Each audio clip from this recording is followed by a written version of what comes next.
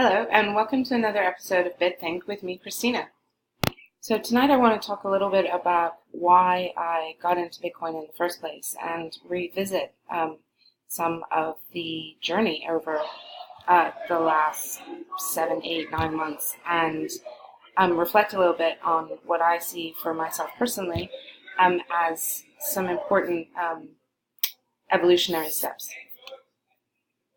So I've been aware of Bitcoin's existence and followed it in a really kind of generalized way from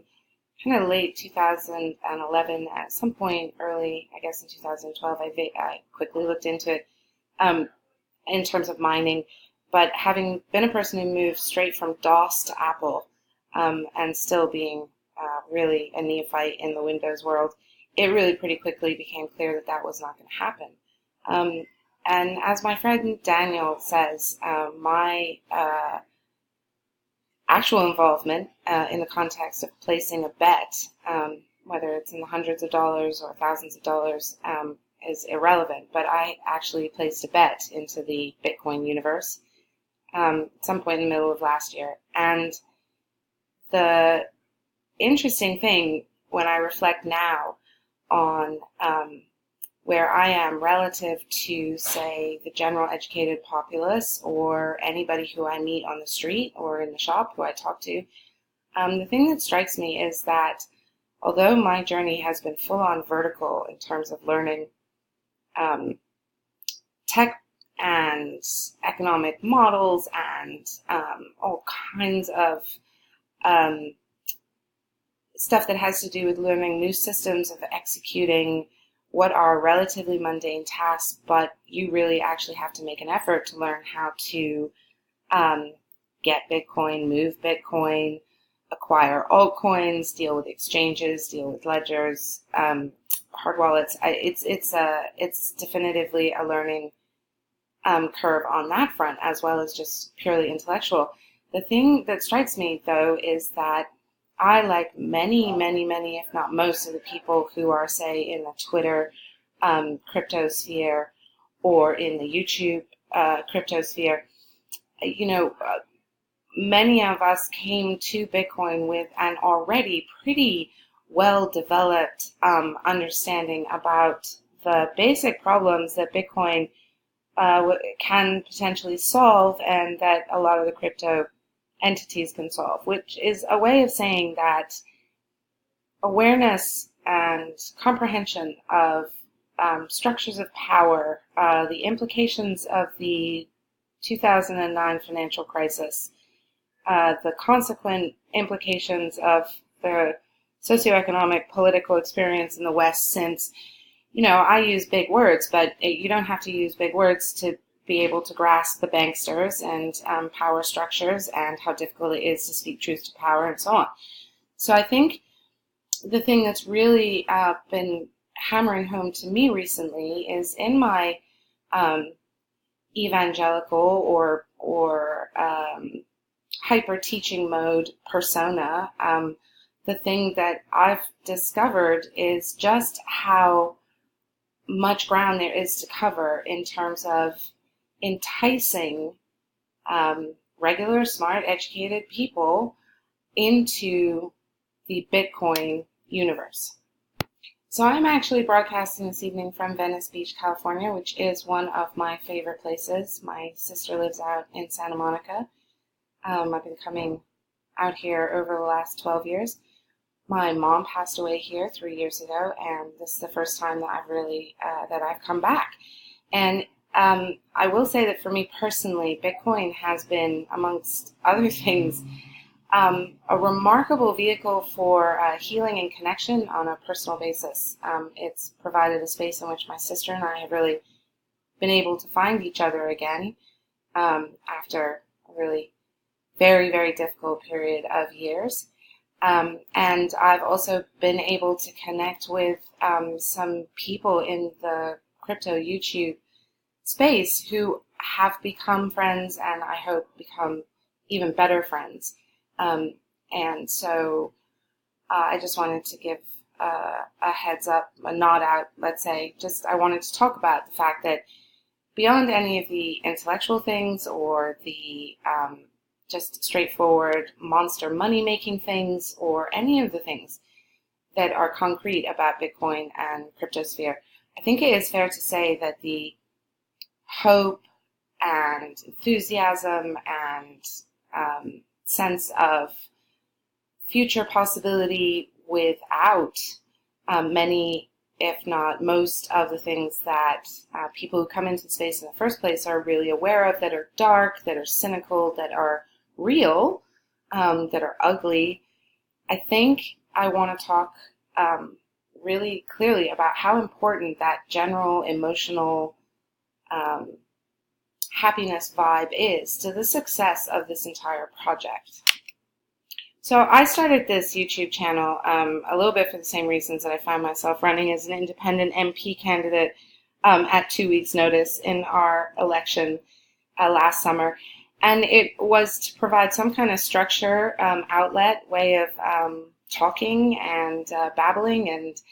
sort of enthusiastically teaching, which is, I guess, what preaching is, to just random people in the gas station or in the school parking lot, and to at least put myself in a position where I could refer people to more babble and remember to give other people the space and time to talk also. And my kids will tell you that I do tend to go around chatting with folks. I think that's the flip side of the other part of my life, where I spend an awful lot of time talking to nobody with my face in a book or a pen in my hand. So the thing that's really struck me recently is that when talking to people who have heard of Bitcoin, but that's just about it, and may have, to whatever degree of intensity, some form of one of the received notions. So it makes you tons of money, it's a vehicle for terrorists, it's whatever sort of tagline, received notion that is held to whatever degree of strength, knowledge. I've been talking with a friend in Canada about, the challenges of making, whether it's videos or writing things that can bring really new people into the space. And I think there's no question that something that's price is going up remarkably and miraculously will draw, a significant number of people in. But I don't think it's enough for critical mass. And with reference to the kinds of awareness and sort of pre-education that anybody coming into Bitcoin had, or pre-inclination, which is now compounded by massive, massive amounts of further new education about what Bitcoin is or what the cryptosphere is, the regular person is not going to be as enticed, let's say, by those things. Those things are not solutions to obvious problems, because those people don't necessarily, even if they know and they're aware of how much things suck, it's not a very potent way of generating enthusiasm. So I've been sort of consciously working on, while I go about my generally very Bermudian, very friendly, very chat to everybody that I interact with, whatever we're doing, however superficial, I've been sort of working on the sort of 2 or 3 minute, 4 minute sort of hook, so to speak. And the thing I'm finding that is most authentic and most effective is to point out to people that they should look into Bitcoin, because it is the gateway to a universe where they will find something that is completely related to something that they are passionate about. And this is an insight that I've really been gathering over the last few months. It is that in the case of all of the projects that are not just full-out scams or vehicles for pump and dump regimes, it is at this point, at this early stage, almost irrelevant whether or not those projects are going to succeed over the next year, 5 years, 10 years. What is true is that there are so many different types of things, from tracking food to tracking ads to, I mean, my head is swimming. I don't even go into it. But I point out to people that no matter what kind of thing they are passionate about, whether it's charity or it's about medical data or it's about solar energy or it's about organic farming or it's about the adult industry or it's about the pot industry or whatever it is that you are interested in, you will find something. In the cryptosphere, you will find some group of people doing things that are just wicked cool when it comes to effectively experimenting with network capitalism, which you can explain in ways that are pretty simple and pretty clearly an appealing alternative to what we have now, where the user is in fact, by definition, the investor, because without their use, the network has no value proposition. And so the idea that people should look into and learn about the space, because there is going to be pretty quickly something that personally engages them, allows anybody who is an advocate of the success of this macro project of cryptosphere, Bitcoin, decentralized networks, distributed ledgers, whatever you want to call it, capitalism 4.0, how to save the world. I mean, anybody who's really an advocate of it, even if you just want your hedge fund to succeed, needs to wrap the head around the idea that real people, like anybody who's already in the sphere, need personal, passionate reasons to get involved. And to try and communicate that you really don't have to even care about banksters in order to spend the time to find out enough to realize that there's something in there that will effectively make you learn about Bitcoin and banksters. And you will start to care about it in a frame that actually matters to you.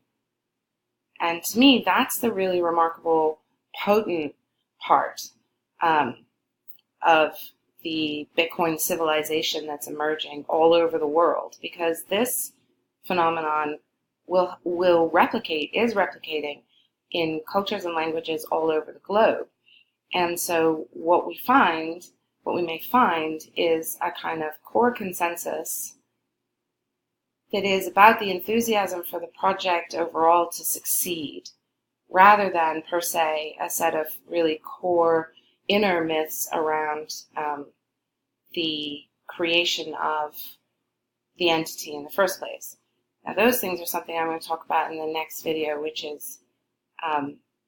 Bitcoin anthropologist. What is that when it's at home? Which is a way of kind of following up on where I find myself now in the space, as opposed to where I started and what I find myself doing just by way of advocating. It's just, I think I'm going to settle on that. And I'm not really happy with the idea of being evangelical, but I will definitely claim to be a loud and dedicated advocate for Bitcoin and its universe. So thank you for your time and your attention. And I'm actually remembering to say, if you like this, subscribe, smash a like, and enjoy the next one.